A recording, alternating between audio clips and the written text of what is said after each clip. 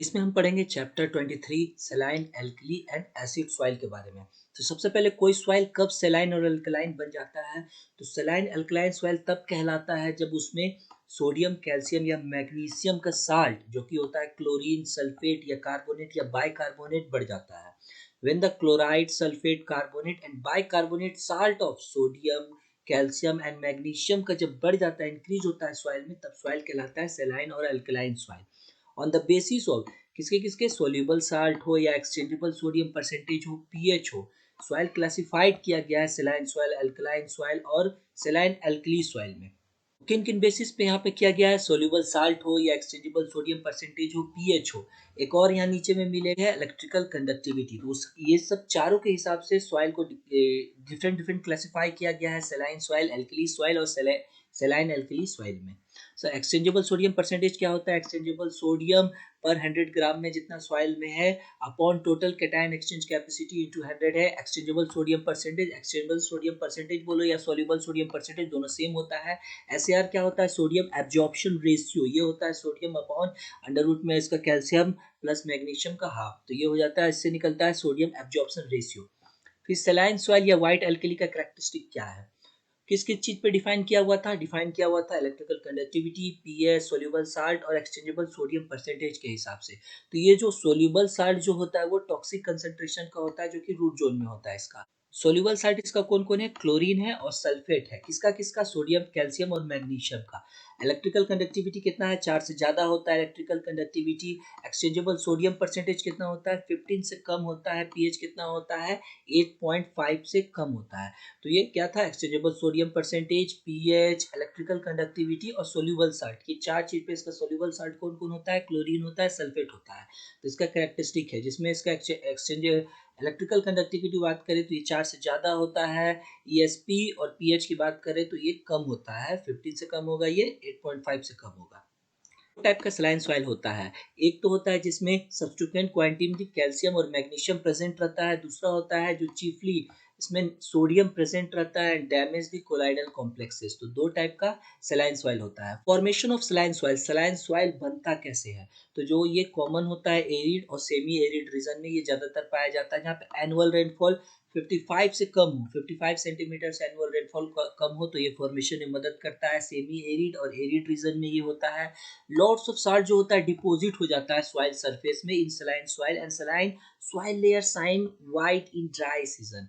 और ये साइन करता है, तो बहुत सारा साल्ट जब एक्यूमुलेट हो जाता है, जमा हो जाता है सरफेस में, तब सलाइन सॉइल बनने का ये प्रोसेस होता है।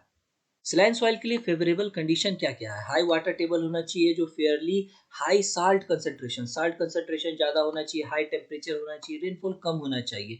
तब ये सब जो होता है फेवरेबल कंडीशन होता है सलाइन सॉइल का बनने के लिए।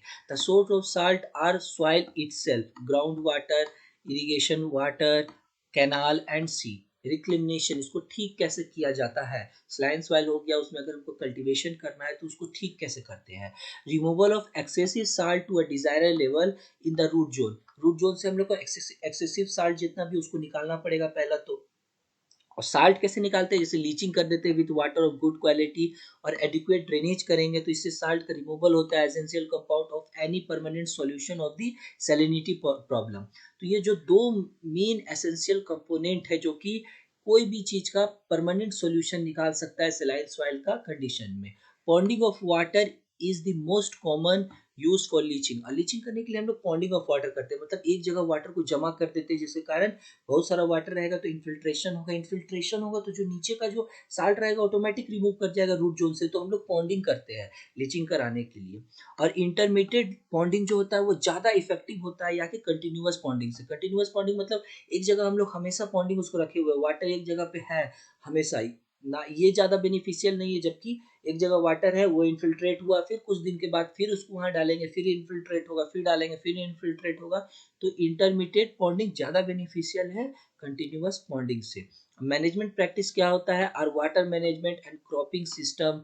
Rice is grown during initial year of reclamation. Initial year of reclamation डालते से मैनेजमेंट प्रैक्टिसेस ये सब आया। तो ये था सलाइन सॉइल के बारे में। अब आया सोडिक सॉइल, इसको ब्लैक एल्कली भी बोलते हैं या नॉन सलाइन एल्कली सॉइल भी बोलते हैं। इसका कैरेक्टरिस्टिक क्या है? इसका जो हाई एक्सचेंजेबल सोडियम परसेंटेज होता है वो इंटरफेयर करता है प्लांट ग्रोथ के साथ। जो ESP इसका 15 से ज़्यादा होता है, pH इसका 8.5 से ज़्यादा होता है, इलेक्ट्रिकल कंडक्टिविटी 4 से कम होता है, लो इन्फिल्ट्रेट रेट होता है। तो ये सब जितनी भी है, ये सब सेलाइन सॉइल के उल्टा हो जाता है। तो सेलाइन सॉइल में जो था वो मतलब व्हाइट एल्कली में जो जो कैरेक्टरिस्टिक था ये उल्टा है बिल्कुल ब्लैक का कैरेक्टरिस्टिक से। अब इसका फॉर्मेशन कैसा होता है? पहला तो जो फॉर्मेशन होता है सलाइन सॉइल का क्या हो रहा था फॉर्मेशन, उसमें साल्ट का एक्यूमुलेशन हो रहा था, रेनफॉल 55 सेंटीमीटर से कम हो रहा था। इसमें साल्ट का एक्यूमुलेशन होता है, एक फर्स्ट स्टेज होता है, is the sequence of process होता है इसमें। It is common to the family of salt affected soil, ये कॉमनली होता है जहाँ पे साल्ट अफेक्टेड सॉइल पहले से हो। डोमिनेट इन मीन्स एनुअल रेनफॉल, इसमें भी 55 से 90 सेंटीमीटर तक होना चाहिए, उसमें 55 से कम हो रहा है तो सलाइन सॉइल बनेगा। 55 से 90 सेंटीमीटर में क्या बनेगा? ये सोडिक सॉइल बनेगा। And relatively low lying area with insufficient drainage हो, लो लाइंग एरिया हो जहाँ पे ड्रेनेज ज़्यादा ना हो पाए, मतलब एक्यूमुलेशन हो साल्ट का ज़्यादा से ज़्यादा। There are three distinct stage in the evolution of alkali soil, three distinct stage होता है। सबसे पहले होता है क्या? सैलिनेशन होता है, दूसरा में होता है सैलाइन एल्कलाइन सॉइल होता है, फिर एल्कलाइजेशन मतलब कि desalination and intense alkali soil formation, मतलब इंटेंस एल्कली सॉइल फॉर्मेशन। तो थ्री टाइप का होता है। सबसे पहले होता है सैलिनाइजेशन, मतलब साल्ट का एक्यूमुलेशन हो रहा है, फिर सैलाइन एल्कलाइन सॉइल बन रहा है, फिर एल्कलाइजेशन होता है मतलब डिसेलाइनेशन एंड इंटेंस एल्कली सॉइल का फॉर्मेशन हो रहा है। अक्रेंस, ये कहाँ कहाँ पे अक्रेंस होता है इसका? Indo Gangetic plain of UP में होता है, पंजाब में होता है, हरियाणा में होता है। रिक्लिमिनेशन, रिक्लिमिनेशन कैसे करेंगे? आप सोडिक सॉइल का रिक्लिमिनेशन क्या होगा? पहला तो अगर हम सलाइन सॉइल का रिक्लिमिनेशन कहाँ पढ़े तो जहाँ पे कम साल्ट का सलाइन सॉइल का रिक्लिमिनेशन क्या था? लीचिंग कराना, ड्रेनेज कराना, ये दो था जो उसको प्रॉपरली करा सकते थे और मैनेजमेंट प्रैक्टिसेस भी था। और इसका रिक्लिमिनेशन कराएंगे, बेसिक प्रिंसिपल है to replace exchangeable sodium by calcium. मतलब जो जितना भी सोडियम है, सोडियम जैसे NaCl नमक में होता है सोडियम का कंसंट्रेशन, तो जितना भी सोडियम है उसको रिप्लेस किससे कराना है? कैल्शियम से। And thus release sodium salt भी leach out of root zone, और जितना भी सोडियम साल्ट है उसको भी लीच आउट कराना रूट जोन से। The following amendment and practices are, क्या क्या इसके लिए हम लोग यूज करते हैं? इसमें हम लोग यूज करते हैं जिप्सम, जिप्सम यूज करेंगे तो कैल्शियम ऑटोमेटिक आएगा, जो ये कैल्शियम होता है वो रिप्लेस कर देगा किसको? सोडियम को। तो जिप्सम यूज करेंगे जिसमें, उसके बाद फिर आयरन पैराइड यूज करते हैं हम लोग, सेवरल अदर एलिमेंट यूज करते हैं। सेवरल अदर अमेंडमेंट्स क्या है? जैसे कैल्शियम साल्ट यूज कर रहे हैं, एसिड यूज कर रहे हैं, एसिड फॉर्मिंग मटेरियल यूज कर रहे हैं। The choice of amendment depend upon the nature and quantity of CO3 present in the soil. तो ये नेचर के हिसाब से हम लोग, या क्वांटिटी ऑफ CO3 के हिसाब से प्रेजेंट सॉइल में कितना प्रेजेंट, उसके हिसाब से कौन सा अमेंडमेंट बेस्ट होगा उसके हिसाब से हम लोग कर सकते हैं। बल्कि ऑर्गेनिक मैन्योर यूज कर सकते हैं, ग्रीन मैन्योर यूज कर सकते हैं, क्रॉप रेसिड्यू यूज कर सकते हैं, अदर प्रोडक्ट जैसे वीक ऑर्गेनिक एसिड यूज कर सकते हैं। these are applied in conjugation with gypsum, ये सब जिप्सम के साथ हम लोग यूज कर सकते हैं कि अच्छा से और इफेक्टिवली यूज करें। Leaching with water of good quality, तो इसमें भी हम लोग लीचिंग करा सकते हैं। इसमें लीचिंग कराना है, इसमें भी कर सकते हैं। सॉल्ट को रिमूव करना है तो इसमें भी हम लोग पॉन्डिंग को यूज कर सकते हैं, जिप्सम यूज कर सकते हैं, आयरन पायराइड यूज कर सकते हैं, सेवरल अदर अमेंडमेंट्स है जैसे कैल्शियम साल्ट, ये सब भी यूज कर सकते हैं।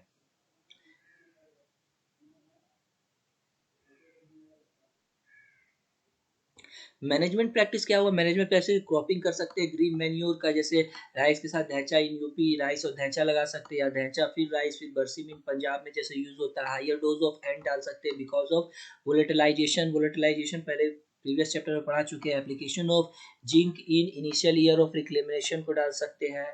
Frequent irrigation with small quantity of water, frequent irrigation कर सकते हैं छोटे थोड़े वाटर से करके। Ponding type of alkali soil are further divided into three classes, जितने भी अल्कली सॉइल है ये तीन क्लासेस में डिफाइन है। Class one soils having alkali earth carbonate, जिसके पास है तो क्लास वन में आता है। क्लास टू में आता है जिसका pH 7.5 से ज़्यादा होता है but practically free from alkali earth carbonate से, जिसमें नहीं रहता है। क्लास थ्री में आता है जो कि डिग्रेडेड अल्कली जिसको बोलते हैं, pH जिसका 7.5 से कम होता है and contain no alkali earth carbonate, to reclaim it limestones is applied. अब आया सेलाइन एल्कली सॉइल, इसका कैसे कैसे करेक्टरिस्टिक होगा? तो इसमें जो इलेक्ट्रिकल कंडक्टिविटी है वो 4 से ज़्यादा होगा। ये ESP भी इसका 15 से ज़्यादा होगा, 15% से ज़्यादा होगा। pH जो इसका होता है 8.5 से कम होता है। pH जब 8.5 से कम हो, इलेक्ट्रिकल कंडक्टिविटी 15 से ज़्यादा हो, इलेक्ट्रिकल कंडक्टिविटी 4 से ज़्यादा हो, इलेक्ट्रिक एक्सचेंजेबल सोडियम परसेंटेज 15% से ज़्यादा हो, तब सेलाइन एल्कली सॉइल का ये करेक्टरिस्टिक है।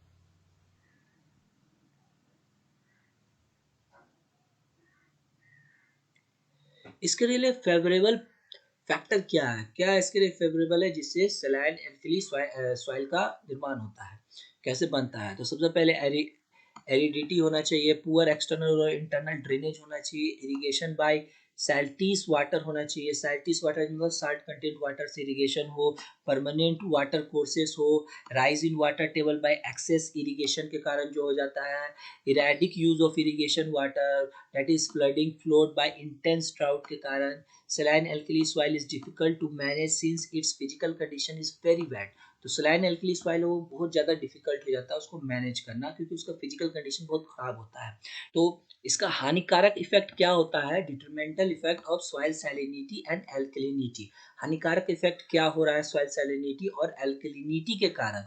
तो सॉइल स्ट्रक्चर उसका in alkali condition soil is disperse and become compact, soil structure उसका कॉम्पैक्ट हो जाएगा, लेस वाटर परमिएबिलिटी हो जाएगा ड्यू टू कॉम्पैक्टनेस के कारण, लो एरेशन रहता है, लो माइक्रोबियल एक्टिविटी होता है, unavailability of nutrition like P, calcium, nitrogen ये सब नहीं हो पाता है उसमें, nutritional disturbance at pH 5 and more हो जाता है, हिंड्रेंस इन वाटर एब्जॉर्प्शन सही से नहीं कर पाता है, इफेक्ट ऑफ ऑस्मोटिक प्रेशर में भी इफेक्ट करता है, increase in osmotic pressure of soil solution badly affect the plants growth, जो कि प्लांट ग्रोथ को बैडली अफेक्ट करता है। साल्ट टॉक्सिसिटी क्या होता है? In alkali soil sodium carbonate is highly toxic जो रहता है। Difference between saline and alkaline soil में क्या क्या डिफरेंस है? सलाइन सॉइल और अल्कलाइन सॉइल की बात करें, सलाइन सॉइल में क्लोरीन रहता है, सल्फेट रहता है सोडियम का, बट ऑल्सो क्लोरीन सल्फेट और बाइकार्बोनेट किसका रहता है? कैल्शियम का रहता है, मैग्नीशियम का रहता है स्मॉल अमाउंट में। एल्कलाइन में क्या रहता है? ये मेनली कार्बोनेट रहता है सोडियम का, बट ऑल्सो कार्बोनेट ऑफ किसका किसका रहता है? पोटेशियम का, कैल्शियम का, मैग्नीशियम का स्मॉल अमाउंट में। Soluble salt concentration is equal और मोर देन 0.1% रहता है, इसमें सोल्यूबल साल्ट कंसंट्रेशन कम रहता है 0.1% से, और एक्सचेंजेबल सोडियम परसेंटेज इसमें कम रहता है 15% से, इसमें इसमें भी कम, इसमें एक्सचेंजेबल सोडियम परसेंट ज़्यादा रहता है 15% से, इसमें पीएच कम रहता है 8.5 से, इसमें पीएच ज़्यादा रहता है। इलेक्ट्रिकल कंडक्टिविटी जो सेचुरेटेड सोल्यूबल, इसमें इलेक्ट्रिकल कंडक्टिविटी अगर 25 डिग्री सेल्सियस की बात करें तो इसमें मोर या बराबर रहता है 4 से, और इसमें इलेक्ट्रिकल कंडक्टिविटी कम रहता है। इसको वाइट भी या लाइट ग्रे कलर का होता है जिसके कारण इसको वाइट एल्कली बोलते हैं, ये ब्लैक कलर का होता है इसके कारण इसको ब्लैक एल्कली भी बोलते हैं। इस टाइप का सॉइल फ्लोकुलेटेड सॉइल होता है। फ्लोकुलेटेड मतलब अगर एक गिलास में अगर आप वाटर डाल के इसमें सॉइल को मिक्सर करके दिया तो पूरी तरह से मिल जाएगा, एक जगह एग्रीगेट करके हो जाता है, जिसके कारण ये फ्लोकुलेटेड कहलाता है। फ्लोकुलेटेड सॉइल रहता है इसी कारण इसमें एरेशन परमिएबिलिटी नॉर्मल रहता है। ये क्या कॉम्पैक्ट सॉइल हो जाता है या डिस्पर्स सॉइल होता है जिसके कारण एरेशन परमिएबिलिटी इसमें बहुत कम रहता है। Easy to manage because physical condition इसका सही रहता है। Such soil can be manage because physical condition is not so good, ज़्यादा अच्छा फिजिकल कंडीशन इसका नहीं रहता है। ऑर्गेनिक मैटर का या ह्यूमस का is always found in the soil, हमेशा मिलेगा इस सॉइल में। Very less amount of organic matter और ह्यूमस और इवन एब्सेंट, या तो वेरी लेस अमाउंट में ऑर्गेनिक मैटर और ह्यूमस रहता है या तो नहीं रहता है। Can be reclaim by mechanical method up to some extent, mechanical method से इसको रिक्लेम किया जाता है। Use of amendment is must, इसमें अमेंडमेंट को डालना ही पड़ता है, इसको मैकेनिकल मेथड से पूरी तरह से नहीं ठीक किया जा सकता है। In rainy season some natural vegetation is grown होता है, no any natural vegetation except some grasses के अलावा इसमें कुछ नहीं हो पाता है। Reclamation of USAR soil, USAR soil means black alkali soil को ही यूएसएआर सॉइल बोला जाता है। इसका अक्रेंस कहाँ कहाँ? ये यूपी में, पंजाब में, हरियाणा में इसका अक्रेंस है। यहाँ मेथड दिया हुआ है जैसे इसको रिक्लेम किया जा सकता है। मैकेनिकल मेथड में क्या है? स्क्रैपिंग कर सकते हैं साल्ट को, फ्लडिंग या लीचिंग के थ्रू उसको हटा सकते हैं, लीचिंग सोल्यूबल साल्ट को कर सकते हैं। 2 पॉइंट नेसेसरी होता है जब भी लीचिंग कर रहे हैं सोल्यूबल साल्ट को। कौन कौन सा पॉइंट नेसेसरी होता है लीचिंग करने के लिए? पहला तो water table at least 3 metre deep होना चाहिए फ्रॉम द सरफेस। ऐसा क्यों होता है कि वाटर टेबल डीप होना चाहिए और there should be no hard pan in the soil. Water table अगर डीप नहीं रहेगा तो परकुलेट वाटर अच्छा से नहीं हो पाएगा, तो इसीलिए water table at least 3 metre deep होना चाहिए जिसके कारण लीचिंग आराम से हो सके। तो there should not be hard pan in the soil, leaching is possible where ground water table is very low, और generally after leaching flushing washing is use to washing remaining salt. तो hard pan नहीं होना चाहिए soil में, hard point है भी तो फिर लीचिंग होने के लिए ग्राउंड वाटर टेबल कम होना चाहिए, at least water table 3 metre deep होना चाहिए। और लीचिंग के बाद जनरली आफ्टर लीचिंग के बाद हम लोग फ्लशिंग या वॉशिंग करके हम लोग जो रिमेनिंग साल्ट जो बच जाएगा लीचिंग से हो तो गया, लेकिन जो साल्ट बच जाएगा उसको वॉशिंग के थ्रू उसको फ्लशिंग के थ्रू हटा देंगे। ट्रेंचेज या डीचिंग के थ्रू हम लोग कर सकते हैं, ट्रेंच बना सकते हैं, डीच बना सकते हैं, जिसके कारण उसको रिमूव कर सकते हैं, ड्रेनेज कर सकते हैं। यही था मैकेनिकल मेथड जिसके द्वारा हम लोग रिक्लेम कर सकते हैं सॉइल को, ब्लैक एल्कली सॉइल को। केमिकल मेथड में क्या था, केमिकल मेथड में एप्लीकेशन ऑफ जिप्सम कर सकते हैं, जिप्सम यूज कर सकते हैं। जिप्सम से होता है क्या, जैसे ये हमारा Na CO3 था, यहाँ पे सोडियम कार्बोनेट था, सोडियम कार्बोनेट को अगर हम जिप्सम यूज करेंगे तो कैल्शियम सोडियम को हटा देगा, NaCl वो रहता है, सोडियम उसमें ज़्यादा रहता है साल्ट सॉइल में, तो ये सोडियम कार्बोनेट को ये रिमूव करता है कैल्शियम, तो कैल्शियम इसको रिमूव कर देगा जिसके कारण उसमें साल्ट उसमें कम हो जाएगा। तो केमिकल मेथड में जिप्सम को यूज़ कर सकते हैं, सल्फर को यूज़ कर सकते हैं, सल्फर भी सेम प्रोसेस में सोडियम को रिमूव कर देगा। यू आयरन पायराइड को यूज़ कर सकते हैं, लाइम सल्फर को यूज़ कर सकते हैं, यूज़ ऑफ सल्फ्रिक एसिड और आयरन सल्फेट। तो ये सब मेथड है केमिकल मेथड में। केमिकल मेथड में कौन कौन है, तो application of gypsum, sulphur, iron pyrite, lime sulphur, sulphuric acid और आयरन सल्फेट, ये सब हम लोग केमिकल मेथड में यूज कर सकते हैं। फिर among amendment gypsum, sulphur and iron pyrite are generally use, तो ये सब में सबसे ज्यादा कौन कौन यूज हो रहा है, तो जिप्सम होता है, सल्फर होता है, आयरन पायराइड ज्यादातर यूज होता है। पीछे भी हम देखें कि उसमें ज्यादातर जिप्सम और आयरन पायराइड का यूज किया जा रहा था। यूजेस ऑफ मोलासेस, मोलासेस क्या होता है, ये शुगर केन का बाय प्रोडक्ट रहता है। ये microbes get energy from decomposition from molasses and produce organic acid. जो मोलासेस जो क्या होता है, ये बाई प्रोडक्ट रहता है शुगर केन का। ये जो माइक्रोब्स जो इससे एनर्जी लेता है, डिकम्पोजिशन फ्रॉम मोलासेस, जो डिकम्पोजिशन होता है उससे एनर्जी लेता है, और डिकम्पोजिशन जो प्रोड्यूस करता है ऑर्गेनिक एसिड्स को। फिर जो तीसरा मेथड है सॉइल और क्रॉप मैनेजमेंट, सॉइल और क्रॉप का मैनेजमेंट कैसे किया जा सकता है। Proper drainage of water to remove the salt, drainage अच्छा से किया जाए कि साल्ट रिमूव हो जाए रूट जोन से उसका। Use of proper irrigation water, irrigation water को प्रॉपर यूज किया जाए, और इरिगेशन वाटर अच्छा हो कि उसमें साल्ट कंटेंट ना हो कि उसको और ना बढ़ा दे। Proper time of irrigation, time भी काफ़ी इंपॉर्टेंट होता है इरिगेशन का। Seedling should not be irrigated with the saline water से ना हो। Salt tolerance capacity is more for mature tree, salt tolerance capacity ज़्यादा होता है मैच्योर ट्री का इन कंपैरिजन टू सीडलिंग, तो सीडलिंग में खास कर ध्यान रखना चाहिए कि सलाइन वाटर उसमें ना डाला जाए। Use of salt free irrigation water, retardation of water vapour, water vapour के बीच में एक हिंड्रेंस डालना, बाधा डालना कि सॉइल सरफेस से ना जा सके वाटर वेपर को, वेजिटेशन के थ्रू, उसका कैनोपी के थ्रू कर सकते हैं हम लोग। एप्लीकेशन ऑफ ऑर्गेनिक मैन्योर डाल सकते हैं, ऑर्गेनिक मैन्योर जैसे कि farm yard manure, compost, green manure increase कर सकता है, ये सब परमिलिटी, एरेशन एंड इम्प्रूव कर सकता है उसका physical condition of the soil. Selection of suitable crop और वेराइटी को, साल्ट टॉलरेंस हो, हाई साल्ट टॉलरेंट हो जैसे राइस, शुगर केन, ओट्स हो, मीडियम साल्ट टॉलरेंट क्रॉप जैसे कॉटन, सोरगम, मेज, मस्टर्ड व्हीट है, ये लो टॉलरेंट क्रॉप हो, पल्स, सीसम, रेडिश, बीन्स हो। फिर एल्कली टॉलरेंस क्रॉप हो, ऐसा सेलेक्ट कर सकते हैं जो ये एल्कली टॉलरेंस है। क्रॉप और वैरायटी की बात करें तो वैरायटी में आता है पैडी में जैसे जया, पद्मा, IR8, पूषा 221, व्हीट में सोनालिका, कल्याण सोना, मस्टर्ड में कानपुर तोरी, बार्ले में RS6, NP13, पी में T163, ज्वार में CHS1, बाजरा में SYN1, SYN3। USAR लैंड, जितने भी USAR लैंड होते हैं, first of all grown of high tolerant crop, वहाँ पे हाई टॉलरेंट क्रॉप को लगाया जाता है।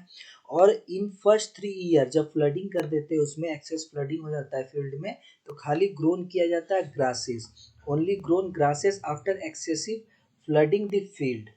फ्लडिंग करने के बाद खाली ग्रासेस को लगा सकते हैं। तो USSR जो लैंड होता है उसमें हाई टॉलरेंट क्रॉप को लगाया जाता है। फर्स्ट 3 ईयर जब हम लोग उसमें एक्सेसिव फ्लडिंग कर दे तो खाली ग्रासेस लगता है।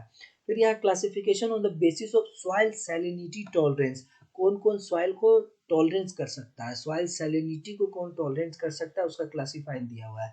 सलाइन सेंसिटिव क्रॉप कौन कौन रहता है, तो bean, radish, carrot, pear, apple, orange, almond, citrus, ये सब सलाइन सेंसिटिव क्रॉप रहता है जिसका इलेक्ट्रिकल कंडक्टिविटी जहाँ पे 4 से कम रहता है। 4 से 10 तक इलेक्ट्रिकल कंडक्टिविटी जहाँ रहता है वो लेस सैलिनिटी टॉलरेंस रहता है। कौन कौन से क्रॉप उसमें आते हैं, उसमें wheat, oats, rice, maize, linseed, sunflower, soyabean, tomato, cabbage, cauliflower, potato, chilli, onion, cucumber, bottle gourd, grapes, mango, अनार, सूडान ग्रास। तो ये सब जो आते हैं वो आते हैं लेस सैलिनिटी टॉलरेंट में, जिसका इलेक्ट्रिकल कंडक्टिविटी 4 से 10 के बीच में होता है। फिर हाई सैलिनिटी टॉलरेंट, जिसका इलेक्ट्रिकल कंडक्टिविटी 10 से मोर होता है। वो कौन कौन से, वो है बरसीम, सरसों, कॉटन, बीट, पालक, डेट, तो ये सब है हाई सैलिनिटी टॉलरेंस। फिर यहाँ पे क्लासिफिकेशन दिया हुआ है basis of soil alkalinity tolerance. Soil alkalinity tolerant कौन कौन है, तो सेंसिटिव क्रॉप में कौन कौन से आते हैं, बीन, मेज, कैरेट, ऑरेंज, पीच, ये सब सेंसिटिव में आते हैं, जिसका एक्सचेंजेबल सोडियम परसेंटेज जो है 15 पर लेस देन 15% होता है। लो टॉलरेंट कौन कौन है, जिसका 15 से 40% तक होता है एक्सचेंजेबल सोडियम परसेंटेज, कैरेट, सलाद, ओट्स, ओनियन, रेडिश, राई, ज्वार, पालक, व्हीट, पी। तो ये सब जो है लो टॉलरेंट है। फिर टॉलरेंट या हाई टॉलरेंट क्रॉप में कौन आता है, ये हाई टॉलरेंट क्रॉप में जिसका एक्सचेंजेबल सोडियम परसेंटेज 40 से ज़्यादा होता है, मोर देन 40% से होता है। उसका एग्जाम्पल क्या क्या आता है, ओट्स आता है, बीट्स आता है, कॉटन आता है, या रोड ग्रास आता है। तो ये सब जो हुआ टॉलरेंट क्रॉप में आता है। फिर अदर जो सॉइल और क्रॉप मैनेजमेंट में क्या क्या आता है, अदर मेजर्स जैसे फॉरेस्ट्री करने से सॉइल और क्रॉप का मैनेजमेंट हो सकता है, इसमें मैनेजमेंट कर सकते हैं सॉइल का। Soil should be removed after digging the small plot को डिगिंग करने के बाद उस सॉइल को रिमूव कर दिया जाए, उसको रिफिल्ड किससे किया जाए, फिर उसको भर दिया जाए पॉन्ड सॉइल से या डंग से। उसको फिल करने से सॉइल अच्छा हो जाता है, सॉइल का स्ट्रक्चर ये सब चेंजेस आता है। फिर ग्रो जंगल ऑफ एकाकिका के जंगल ग्रो करने से क्या होता है, ये रिक्लेम्ड कर देगा सॉइल को 15 से 20 साल में, बिकॉज इसका जो टैप रूट होता है वो हार्ड पैंस, जितने भी हार्ड पैंस हो गए उसको नीचे ब्रेक करते जाएगा, जिसके कारण वो सॉइल को ठीक करते जाएगा। तो जंगल ऑफ एकाकिका भी 15 से 20 साल में ठीक कर देता है।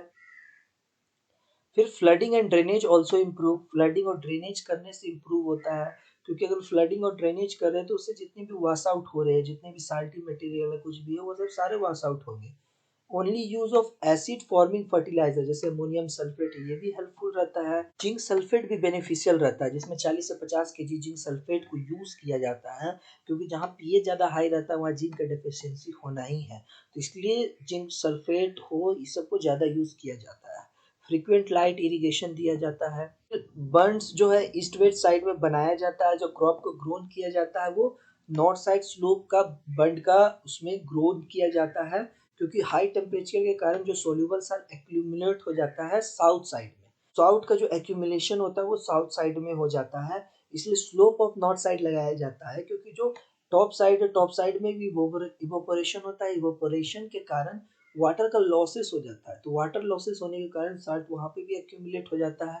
तो साउथ साइड और टॉप ऑफ द बंड में एक्यूमुलेट होने के कारण इसलिए slope of the north side में लगाते हैं और क्रॉप को स्केप कर देते हैं साल्ट इंजरी से, जिसके कारण उसको साल्ट इंजरी नहीं हो पाएगा, क्योंकि जहाँ पे साल्ट एक्यूमुलेट होगा वहाँ पे उसको साल्ट इंजरी होने का प्रॉब्लम है। इसलिए तो साउथ वेस्ट बंड बनाएंगे, जिसमें से उसको हम साउथ के साइड में नहीं क्रॉप को ग्रोन करेंगे, वहाँ पे ज्यादा धूप आने के कारण साल्ट एक्यूमुलेट हो जाता है, और टॉप ऑफ द बर्ड भी नहीं करेंगे, वहां से इवोपोरेशन होने के कारण साल्ट का एक्यूमुलेशन हो जाता है, इसलिए नॉर्थ साइड स्लोप में उसको लगा दिया जाता है, ये भी बेनिफिशियल होता है। अब बायोलॉजिकल मेथड, तो अभी तक कौन कौन मेथड पढ़ा, हमने पढ़ा mechanical method, chemical method, soil and crop management. अब बायोलॉजिकल मेथड, कटिंग के बाद ग्रोन ग्रीन एल्गी को लगाया जाता है, ग्रीन एल्गी को लगाने से वो बेनिफिशियल रहता है। Apply sufficient amount of farm yard manure को लगाया जाए, जो कि चेंज करता है सॉइल स्ट्रक्चर को और एरेशन को, तो ये सॉइल स्ट्रक्चर और एरेशन में मदद करता है, इसलिए ग्रीन एल्गी को लगाया जाता है फ्लडिंग के बाद, और sufficient amount of farm yard manure भी अप्लाई किया जाता है। In all these cases restricted drainage is usually the main problem, drainage नहीं हो पाता है, ड्रेनेज नहीं हो पाता है जिसके कारण साल्ट का एक्यूमुलेशन हो जाता है। अगर प्रॉपर ड्रेनेज हो तब वो काफ़ी बेनिफिशियल रहेगा, साल्ट एक्यूमुलेट नहीं कर पाएगा, लैंड अच्छा से रहेगा, उसका स्ट्रक्चर एरेशन सारा कुछ मेंटेन रहेगा। तो ये जो मेन प्रॉब्लम है वो है रिस्ट्रिक्टेड ड्रेनेज, ड्रेनेज जब नहीं हो पाता है तब ये सब प्रॉब्लम अराइजेस होता है। एसिड सॉइल कौन सा सॉइल होता है, प्रैक्टिकली स्टैंड पॉइंट से देखिए तो सॉइल का जिसका पीएच 5.5 से कम होता है उसको एसिड सॉइल बोलते हैं। दो क्राइटेरिया यहाँ पे डिस्टिंग्विश किया है जिससे एसिड सॉइल है कि नहीं इससे पता चलता है। तो सिंपली अगर हम एसिड सॉइल क्या होता है, जिसका 5.5 से पीएच से कम हो उसको एसिड सॉइल बोलते हैं, लेकिन यहाँ 2 पॉइंट दिया हुआ है, जैसे परसेंटेज बेस सैचुरेशन पहला है। परसेंटेज बेस सैचुरेशन क्या होता है, एक्सचेंजेबल बेस कितना है उसमें अपॉन कैटायन एक्सचेंज कैपेसिटी कितना है इनटू 100 अगर करेंगे तो इससे आएगा percentage base saturation. Percentage base saturation का एक्सचेंजेबल बेसिस का है या कैटायन एक्सचेंज कैपेसिटी का है, सारा का सारा जो यूनिट होता है वो होता है सी मोल या सेंटीमोल। फिर ह्यूमिड रीजन सॉइल जितने भी होते हैं उसमें ज़्यादातर सिलिकेट क्ले डोमिनेट करता है और ह्यूमस डोमिनेट करता है, और वो एसिड हो जाते हैं उसका अगर परसेंटेज बेस सैचुरेशन अगर 80 से कम हो, 80% से कम हो तो वो एसिड सॉइल होता है। अ गुड कल्टीवेशन सॉइल मतलब उसका 60% तक ऑक्यूपाई होना चाहिए वो कैल्शियम से, मतलब कैल्शियम डोमिनेटेड जितने भी सॉइल होते हैं वो ज़्यादातर फर्टाइल सॉइल होते हैं। तो अगर 60% से ज़्यादा उसमें अगर कैल्शियम पाया जा रहा है कोई भी सॉइल में तो वो बहुत अच्छा सॉइल है, फर्टाइल सॉइल है। और गिवन परसेंटेज बेस सैचुरेशन में the pH is normally highest, जिसमें किसमें रहता है पीएच में, hydrous hydrous oxide clay mineral में पीएच सबसे ज्यादा रहता है, और इंटरमीडिएट रहता है क्लियोनाइटिक क्ले में, और लोएस्ट रहता है 2:1 टाइप क्ले टाइप मिनरल में जो रहता है वो सबसे लोएस्ट रहता है पीएच में at a given percentage base saturation में। द ग्रेटेस्ट बफरिंग अकर, जहाँ सबसे ज़्यादा बफरिंग जो अकर होता है वो 50% बेस सेचुरेशन में अकर होता है। बफरिंग कहाँ पे यूनिफॉर्म रहता है, अगर 4.5 और 6.5 के अंदर में रहे तो बफरिंग क्या होता है, तो बफरिंग होता है कि the ability of the soil to resist changes, अगर मतलब उसमें चेंजेस सॉइल नहीं आने दे रहा है, उसका एबिलिटी, किसी सॉइल का एबिलिटी उसमें ज़्यादा चेंजेस नहीं आने दे रहा, अगर चेंजेस हल्का फुल्का आ भी रहा है तो वो नेग्लिजिबल है, तो वो होता है बफरिंग। तो ग्रेटेस्ट बफरिंग जहाँ पे अकर होता है वो 50% बेस सेचुरेशन में होता है। द बफरिंग यूनिफॉर्म होता है 4.5 और 6.5 पीएच के अंदर में रहे। इसका मतलब ये हुआ कि same amount of lime required रहेगा जब पीएच 5 रहे या 5.5 तक में रहे या 5.5 से 6 तक रहे, मतलब इस रेंज के अंदर जो भी होगा तो रिक्वायरमेंट सेम होगा हर चीज का, क्योंकि वो चेंजेस नहीं आने देता है इस पीएच के अंदर, बफरिंग नहीं होने देता है ज्यादा। तो पहला क्या था परसेंटेज बेस सेचुरेशन, जब 80 से कम हो तब वो सॉइल एसिड हो जाता है, या कैल्शियम उसमें ना हो तो वो सॉइल एसिड हो जाता है, पहला परसेंटेज बेस सेचुरेशन। और दूसरा जो एसिड का जो दो क्राइटेरिया था, दूसरा क्राइटेरिया वो है पीएच। पीएच मतलब कि पोटेंशियल ऑफ हाइड्रोजन कितना है इसमें, तो मेजर सोर्स ऑफ हाइड्रोजन कहाँ रहता है मोस्टली, जो वेरी एसिड सॉइल में क्या रहता है, इज एब्जॉर्ब अल्मोनियम, सबसे ज्यादा जो एब्जॉर्ब अल्मोनियम रहता है वो एसिड सॉइल में मेजर सोर्स ऑफ हाइड्रोजन का रहता है। अल्युमिनियम के साथ जब भी वाटर रिएक्ट करता है तो हाइड्रोजन को रिलीज करता है, तो adsorb hydrogen is the second but minor source रहता है हाइड्रोजन का। तो फिर acid soil have relatively high amount of exchangeable, उसमें H प्लस और अल्युमिनियम रहता है, क्लियोनाइट और इलाइट क्ले मिनरल और डोमिनेटेड इसमें रहता है जितने भी एसिड सॉइल रहते हैं। फिर सॉइल एसिडिटी एंड उसका पीएच के हिसाब से क्या रहता है, लो एसिडिटी जब रहेगा 6.1 से 6.5 तक रहेगा, मीडियम एसिडिटी रहेगा जब 5.6 से 6 तक रहेगा, स्ट्रॉन्ग एसिडिटी जब 5.1 से 5.5 रहेगा, वेरी स्ट्रॉन्ग जब 4.5 से 5 रहेगा, और हाईली स्ट्रॉन्ग एसिडिटी रहेगा लेस देन 4.5 रहेगा। तो सॉइल एसिड कब होता है, जनरली अगर हम बात करें तो जनरली रहता है जब 5.5 से कम रहता है। तो उसका दो क्राइटेरिया है, कौन कौन से क्राइटेरिया, एक परसेंटेज बेस सेचुरेशन, जब वो 80% से कम रहे या उसमें कैल्शियम नहीं रहे या कैल्शियम डोमिनेटेड नहीं रहे 60% तक, तो वो सॉइल जो होता है एसिड सॉइल कहलाने लगता है। फिर दूसरा था पीएच। पीएच क्या होता है, पोटेंशियल ऑफ हाइड्रोजन या H प्लस आयंस का होता है।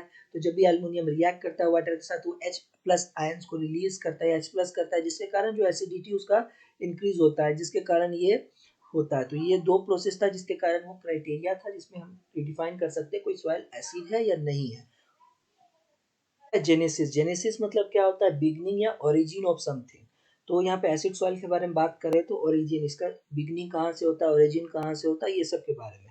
तो ह्यूमिड क्लाइमेट में कहाँ से होता है, तो ड्यू टू कंटिन्यूअस जब रेन होता है तो जो बेसिस होता है obtain by the ionic exchange and mineral decomposition के द्वारा वो लीच अवे हो जाता है, इनसॉल्युबल एसिड बच जाता है खाली, जो कि होता है जैसे सिलिकॉन हुआ, एल्यूमिनियम हुआ, आयरन ऑक्साइड, ये डोमिनेट कर जाता है जो कि एसिडिटी का प्रॉब्लम होता है।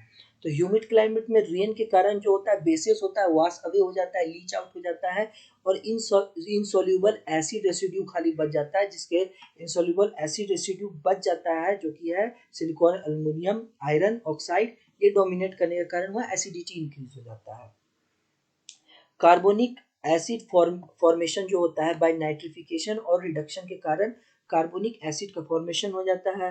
Soils from acid rocks. Soil जो बनता है वो एसिड रॉक से बनता है। जैसे एसिड रॉक रिच किस में होता है, क्वार्ट्ज और सिलिका में होता है। रॉक्स लाइक ग्रेनाइट हो या रायोलाइट हो प्रोड्यूस सिलिसिक एसिड मेनली, ज़्यादातर वो सिलिसिक एसिड प्रोड्यूस करते हैं, जैसे ऑर्थोसिलिसिक रहा एंड ट्राइसिलिसिक एसिड रहा। When this rock lack basis, जब उसमें बेसिस नहीं रहता है, produce acidity in soil after decomposition by weathering. जब भी वो वेदरिंग से टूट जाता है बनता है तो वो एसिडिटी क्रिएट करता है।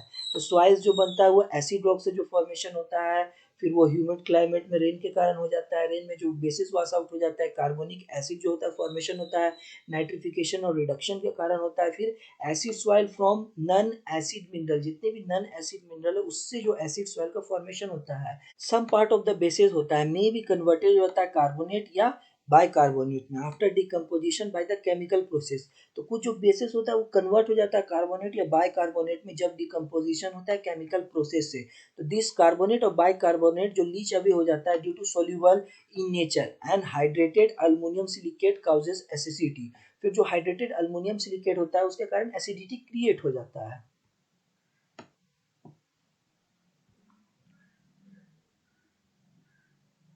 फिर long use of physiological acid fertiliser के कारण भी हो जाता है। फार्म प्रैक्टिसेस इंक्रीज कर देता है एसिडिटी को, जैसे leach of salt in fallow land causes acidity, vegetation reduce leaching, तो ये सब के कारण भी होता है, एसिडिटी क्रिएट हो जाता है। Absorption of salt by crop like, तो एब्जॉर्प्शन जो भी साल्ट जो एब्जॉर्ब करता है, absorption of salt by crop like जैसे पोटैटो और बीट रहा, तो potato and beet absorb salt from the soil, thus increase the basis in the soil, basis को सॉइल में इंक्रीज कर देता है।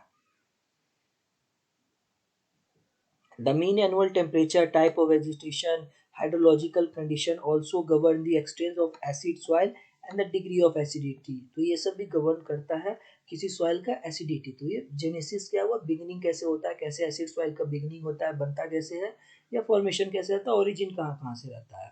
फिर process involve in acid soil formation, कौन कौन सा प्रोसेस इन्वॉल्व रहता है एसिड सॉइल फॉर्मेशन के लिए।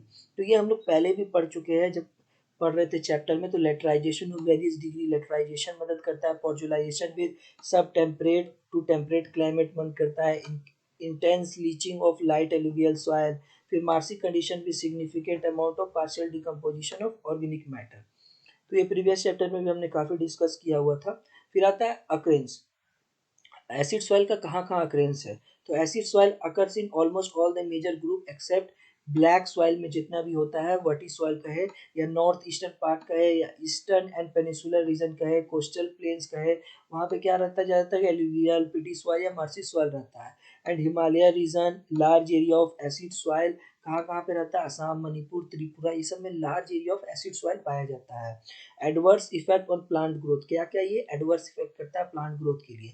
तो डायरेक्ट इन्फ्लुएंस और इनडायरेक्ट इन्फ्लुएंस। डायरेक्ट में क्या करता है, टॉक्सिक इफेक्ट होता है एच प्लस आयंस और रूट टिश्यू में टॉक्सिक इफेक्ट डालता है। Influence of soil acidity on the permeability of the plant membrane for cation, for cation के लिए परमेबिलिटी में भी ये डिस्टर्बेंस करता है। Disturbance in the balance between the basic and acid constituent through the root, तो ये भी डिस्टर्बेंस करता है। डायरेक्ट क्या रहता है, harmful effect bye affecting the enzymatic changes, तो जो भी इंजाइमेटिक चेंजेस होता है उसमें करता है। तो इंजाइमेटिक चेंजेस होता है उसमें डायरेक्ट इन्फ्लुएंस डालता है। फिर ये बैलेंस नहीं होने देता है बेसिक और एसिड कंस्टिट्यूएंट में। फिर ये एसिडिटी का परमेबिलिटी को ये प्लांट का ये रोकता है। फिर टॉक्सिक इफेक्ट डालता है एच प्लस आयंस और रूट जोन में। फिर इनडायरेक्ट इफेक्ट क्या क्या है, तो अवेबिलिटी ऑफ वेरियस न्यूट्रिशन जैसे कि पी हो, कॉपर हो, जिंक हो, तो ये सब अवेबिलिटी नहीं होने देता है। सॉइल एसिडिटी होने के कारण high solubility and availability of aluminate, इसके कारण हाई सोल्यूबल होता है, इसमें ज़्यादा पाया जाता है अल्मोनियम, मैग्नीशियम, आयरन रहे। टॉक्सिक अमाउंट हो जाता है due to high soil acidity के कारण। Beneficial activity of the soil micro organism are adversely affected, तो जितनी भी सॉइल माइक्रो ऑर्गेनिज्म है सॉइल एसिडिटी के कारण इनका भी बेनिफिशियल इफेक्ट नहीं हो पाता है, जिसके कारण नाइट्रिफिकेशन और नाइट्रोजन फिक्सेशन नहीं हो पाता है सही से। प्रिवेलेंस ऑफ प्लांट डिजीज बहुत सारे आ जाते हैं due to soil acidity, nutrients such as calcium और के में भी डिफिशियंट रहता है, क्योंकि अगर जहाँ कैल्शियम ज़्यादा रहेगा तो वो सॉइल एसिडिटी ही नहीं होगा, और वहाँ पे के भी ज़्यादा रहेगा तो सॉइल एसिडिटी नहीं होगा। क्या ज़्यादा होने से होता है, तो aluminium, magnesium, iron, hydrogen H plus ions, ये सब जब ज़्यादा रहता है तो ये सब के कारण जो होता है सॉइल एसिड होता है। फिर disturbance in the physical condition of the soil, deflocculated condition of the soil due to high acidity, deflocculated हो जाता है हाई एसिडिटी के कारण, उसको फिजिकल कंडीशन को भी इम्बैलेंस करता है, डिजीज लाता है, माइक्रो ऑर्गेनिज्म का बेनिफिशियल इफेक्ट भी कम कर देता है। हाई सोलिबिलिटी जितना भी रहता है वो बढ़ जाता है, टॉक्सिक सब्सटेंस आयरन और एल्युमिनियम का, कुछ कुछ बेनिफिशियल न्यूट्रिशन है उसका भी वो कमी कर देता है। कैरेक्टरिस्टिक ऑफ एसिड सॉइल, तो फिजिकल कैरेक्टरिस्टिक क्या है, लाइट टेक्सचर रहेगा, हाई परमिएबिलिटी रहेगा, पुअर वाटर होल्डिंग कैपेसिटी रहता है, पुअर कैटायन एक्सचेंज कैपेसिटी रहेगा, पुअर ऑर्गेनिक मैटर कंटेंट रहेगा, मेनली क्लोनाइट और समटाइम इलाइट क्ले मिनरल रहता है। तो ये फिजिकल कैरेक्टरिस्टिक है किसका, एसिड सॉइल का, जहाँ भी एसिड सॉइल होगा तो ये उसका फिजिकल कैरेक्टरिस्टिक शो होगा। केमिकल कैरेक्टरिस्टिक क्या होगा, बेस अनसैचुरेटेड सॉइल रहता है, मोर एनायन देन कैटायन, ज्यादातर एनायन पाया जाता है। Active and potential soil acidity रहेगा, availability of nutrition at low pH में क्या क्या रहेगा, आयरन एल्युमिनियम जिंक ये सब का रहेगा। All trace element except B and Mo के, ट्रेस एलिमेंट जितनी कम अमाउंट ऑफ एलिमेंट रहता है वो सब प्रेजेंट रहता है। हाई पीएच में क्या रहता है, तो MO N K C A M G S all major nutrients रहता है पी के। तो न्यूट्रल पीएच में क्या क्या रहता है, पी एंड बी रहता है, बोरोन अवेलेबल एट 5 से 7 पीएच में, ये काफ़ी ज़्यादा इंपॉर्टेंट है, कई बार क्वेश्चन भी पूछा जाता है कि बोरोन किस पीएच में अवेलेबल रहता है, पोटेशियम किस पीएच में अवेलेबल रहता है। तो हाई पीएच जब भी रहेगा तो ये सब रहेगा एक्सेप्ट पी, और लो पीएच रहेगा तो ये सब रहेगा बी और एमओ को छोड़ के। तो फिर डाटा यहाँ पे दिया हुआ है टेबल में कि लो सॉइल पीएच और न्यूट्रिएंट एबिलिटी का क्या है।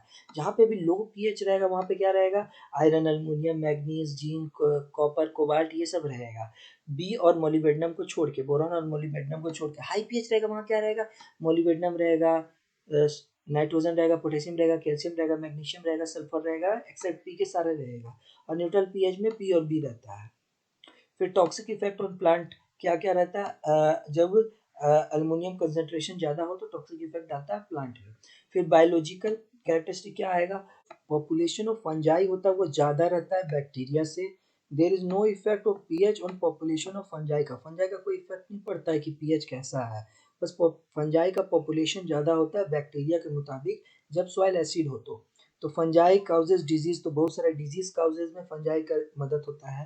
तो rate of decomposition of biological material जो होता है and the rate of mineralization और नाइट्रिफिकेशन एक्सेट्रा होता है, ये रिड्यूस हो जाता है व्हेन एसिडिटी इंक्रीज, जब एसिड। फिर आता है management of acid soil, acid soil को कैसे मैनेज किया जाए। तो दो वे है इसको मैनेज करने का, either bye growing crop suitable for particular soil pH, तो या तो उसको मैनेज कर सकते हो वैसा क्रॉप लगा के जो उसमें पार्टिकुलर पीएच में आराम से ग्रोन हो सके। जैसे अगर एसिड है वहाँ पे वाटर लॉगिंग कंडीशन भी आ रहा है तो वहाँ पे पैडी आराम से लग सकता है।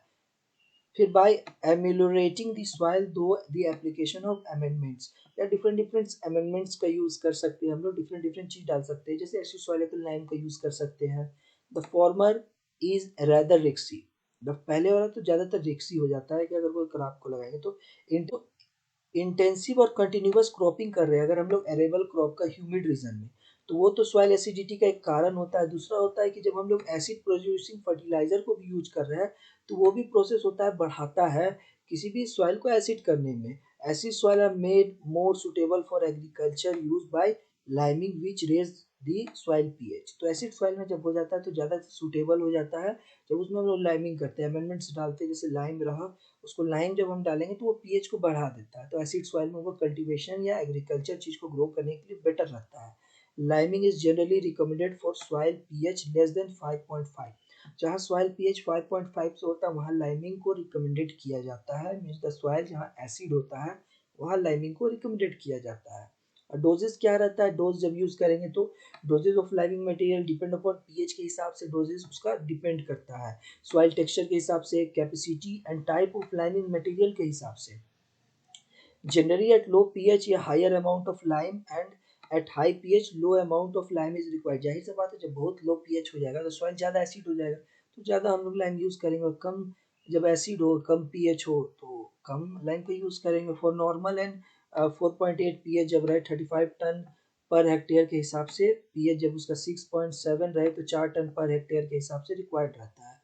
और इन एवरेज अगर लगा दें तो लाइम का हम लोग यूज़ करते हैं 5 ton 5 ton per hectare is applied रहता है in the field and through mix in the soil कर देते हैं। The gap between the line application and the crop sowing is at least 2 to 3 month होना चाहिए। मतलब कि जब हम लोग लाइमिंग कर रहे हैं तो 2 से 3 मंथ के बाद ही हम लोग उसको क्रॉप लगाए, ऐसा होना चाहिए। Application of small quantity of lime every year gives good result. अगर थोड़ा थोड़ा अमाउंट में अगर हम लोग लाइम डालते हैं एसिड सॉइल में तो वो गुड रिजल्ट देता है। Although lime can be applied once in a 2 to 3 year for convenience. एक बार अप्लाई कर सकते हैं 2-3 साल के हिसाब से, या अपने कन्वीनियंस के हिसाब से, या सॉइल के टाइप के हिसाब से हम लोग लाइमिंग कर सकते हैं। तो रिएक्शन क्या क्या होगा जब हम लोग सॉइल का एप्लीकेशन करते हैं, जब reaction in the soil after application, जब हम लोग लाइमिंग करते हैं तो क्या क्या रिएक्शन आता है, मतलब रिएक्शन क्या क्या होता है। तो ये रिएक्शन दिया हुआ है कि कैल्शियम कार्बोनेट है, वाटर के साथ CO2 से रिएक्ट करता है तो कैल्शियम हाइड्रोजन, ये उतना इंपॉर्टेंट नहीं है, फिर भी रिएक्शन करता है तो ये रिएक्शन दिया हुआ है। फिर आता है लाइमिंग मटेरियल क्या क्या होता है, किस किस से हम लोग लाइमिंग कर सकते हैं। तो कैल्शियम लाइमस्टोन, डोलोमाइट से, क्विक लाइम से, स्लैक लाइम से, कोरल सेल लाइम से, चार्ग से, ब्लास्ट फर्नेस स्लैग से, या miscellaneous source like would S etcetera, ये सब से हम लोग लाइमिंग कर सकते हैं। ये सब लाइमिंग मटेरियल है। Effect of lime in the soil, क्या क्या इफेक्ट पड़ता है जब हम लाइमिंग करते हैं सॉइल में। Relatively lime required of the selected crop, selected crop के लिए लाइम रिक्वायर्ड रहता है। हाई लाइम रिक्वायरमेंट किस किस में होता है, बार्ले बीन्स, कॉटन बीज, soybean, sugar beet and sunflower, ये सब में हाई का लाइम का रिक्वायरमेंट होता है। मीडियम किस में होता है, तो मेज में, सोरगम में, टोबैको में, बीट में। लो लाइम रिक्वायरमेंट किस में रहता है, ओट में, पोटैटो में, राइस में, राई में। और वेरी लो लाइम रिक्वायरमेंट मतलब पाइनएप्पल में रहता है। Optimum pH range from T and rice is 4 to 6, तो यहाँ पे वेरी लो लगता है। तो पीएच के हिसाब से, क्रॉप के हिसाब से, सॉइल के हिसाब से, लाइमिंग मटेरियल के हिसाब से, और अपने कन्वीनियंस के हिसाब से हम लोग लाइमिंग कर सकते हैं। डोजेज इसके बारे में पढ़ लिए, ये था एसिड सॉइल के बारे में। तो यहाँ चैप्टर 23 खत्म होता है। वीडियो पसंद आया तो वीडियो को जरूर लाइक करें, चैनल को सब्सक्राइब करें और इसी तरह हमें सपोर्ट करते रहें। Thank you.